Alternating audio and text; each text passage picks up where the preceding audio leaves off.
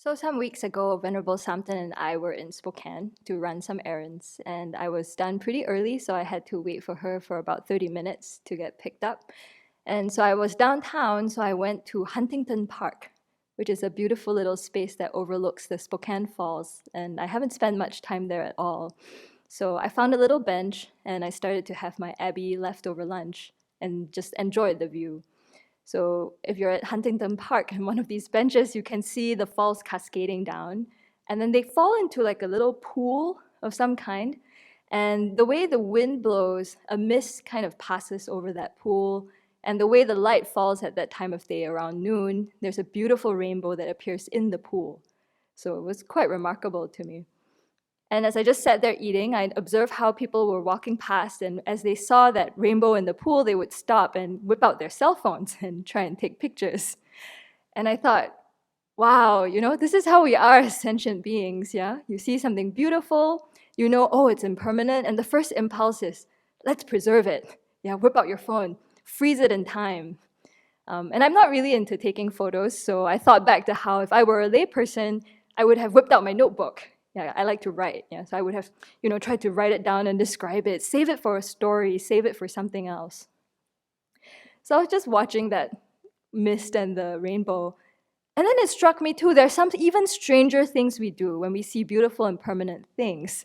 So across the bank from where I was sitting, someone had built a big metal pillar, right, and decided to run a big cable through the sky, loop it through that pillar and throw it back to, I guess, where it came from in the park, and hang some cars on that cable. A cable car ride, yeah, that goes above the Spokane Falls. Yeah, so you see something beautiful and impermanent, and you try and turn it into this whole experience, and you charge money for it, right? People pay to get into these little cars, and then they kind of stop just across from the falls. And I would be a bit afraid, I would say. They kind of lurch like that, and everyone in there is like peering at the water, taking pictures. And again, I thought, wow, that was actually what I had wanted to give my life to, I think, before I met the Dharma. When you see beautiful and permanent things, try and preserve them, try and recreate them, make them into an experience, and charge money for it. Yeah, that's what the theater is, and that's very much what I wanted to do. So sitting there watching that rainbow, I thought, how am I seeing the world differently now? Yeah. And then the thought popped into my head, like, oh, right. We've been having this class with Dr. Jeffrey Hopkins for weeks and weeks, and there was a whole period of time he was talking about how the rainbows are, like how all phenomena are dependent arising like rainbows, right? That was like a line from one of the songs by the 7th Dalai Lama. So it was kind of murky in the back of my mind, this notion, oh, rainbows are an example of dependent arisings. So I just sat there and watched that rainbow in the water, thinking, how is this a dependent arising? And then it became very interesting, right? You start to observe all the causes and conditions that produce this rainbow. And then to my surprise, as the light shifted, suddenly the rainbow disappeared. Right? And then I could see the alarm in my mind, like, where did it go?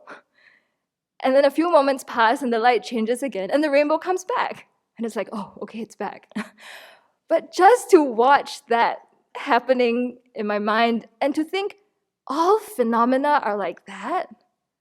Like that's the nature of my life, right? The light changes and it's over, like that. The precious human life, right? Gone. And then the light changes and I'm in my next life.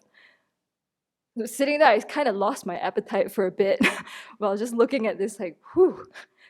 But that moment, I just felt so grateful for having received these teachings, that even if I, don't entirely understand them immediately, it's just such a different way of looking at the world, where the Buddha recognized that phenomena are impermanent and did not seek to grasp, crave, preserve them forever, try and sell them, but instead saw that this is a door into insight, right? Observing that phenomena change moment by moment, they are not satisfactory, and to use that to realize that things are dependent arising and empty of any inherent existence from their own side. There is no, if I walked over somehow, I could not grasp a rainbow, yet it still appears. And to think of my life in that way, this thing I hold so dear. Yeah, that shook me up. And yeah, it's still something I'm thinking about. But I just felt, yeah, grateful to have all these teachings that have really changed the way I see things, whether it's a rainbow in the pool. I remember too, because of Jeffrey's teachings, there was once Venerable and I were in San Francisco and we were walking a trail and looking at waves in the ocean. And instead of just seeing, oh cool, it's water, I could go surfing or whatever, I just remembered Jeffrey telling us again and again how, conventional phenomena are like the sport arising from the sea of the mind, right? I think that was the text we were studying from the Nyingma tradition. Just this notion that phenomena are like waves, yeah, arising from the sea and then falling back into them.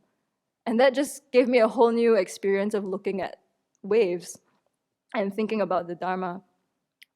I thought too, I was very grateful that Venerable Children has repeated again and again whenever we receive teachings on the afflictions, right? She often goes directly to emptiness. Yeah, she asks us to analyze who is angry.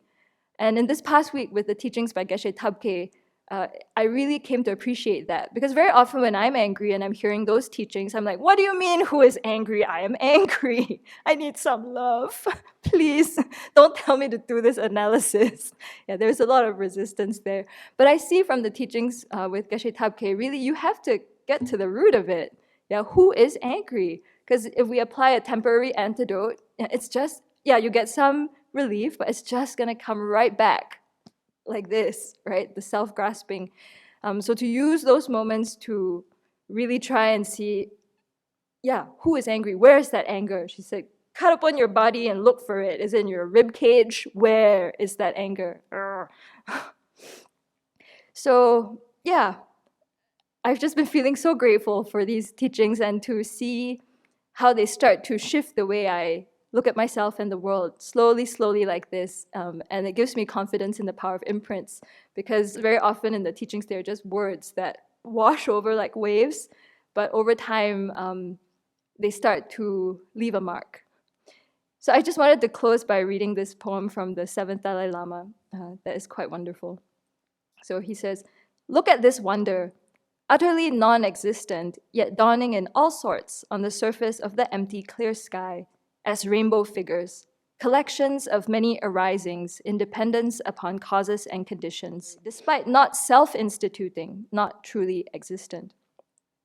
See these illusions, these name-onlys in which all agents, actions, and objects are feasible, imputed to multitudes of causes and conditions and parts, though when analyzed, there is nothing to be identified as this.